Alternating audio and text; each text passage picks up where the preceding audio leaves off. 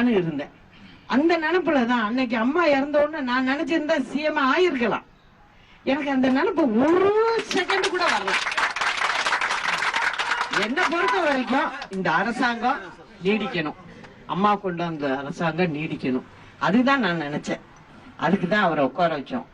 ஆனா இந்த சட்டசபை நிகழ்ச்சியை பார்த்ததும் மனசு கொஞ்சம் சரியில்லை. எனக்கு தலைவரை விரட்டி அடிச்ச கருணாநிதி, அந்த திமுக, அவங்களோட இவ்வளவு சவகாசமா பேசிக்கிட்டு சிரிச்சுக்கிட்டு உட்கார்ந்துருக்காரு இவரு.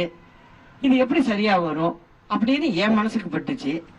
அதையே அமைச்சர்கள் பூரா என்கிட்ட வந்து சொன்னாங்க, இல்லம்மா நிலைமையே சரியில்லை, ரொம்ப ஒத்துமையா போயிட்டு இருக்க மாதிரி தெரியுது, இவர் ஒண்ணு அவங்க சொல்றதுக்கு கூட பதில் சொல்ல மாட்டேங்கிறாரு அப்படின்னு சொல்றாங்க. கடைசி நாள் பாத்தீங்கன்னா தூக்கி தலையில இடியை விழுந்த மாதிரி துரைமுருகன் எந்திரிச்சு என்ன சொல்றாரு, நீங்க ஒண்ணும் கவலைப்படாதீங்க, நாங்க இருக்கோம், 89 எம்எல்ஏக்கள் இருக்கோம், நாங்க பாத்துக்கிறோம் உங்களை, நீங்க 5 வருஷம் சிஎம்மா இருக்கலாம் அப்படின்னு சொல்றாரு. அதுக்கு உடனே என்ன பண்ணிருக்கணும் பன்னீர்செல்வம், எந்திரிச்சு எதுக்கு நீங்க கொடுக்குறீங்க எங்களுக்கு, எங்களுக்கு தான் இவ்வளவு பேர் இருக்காங்க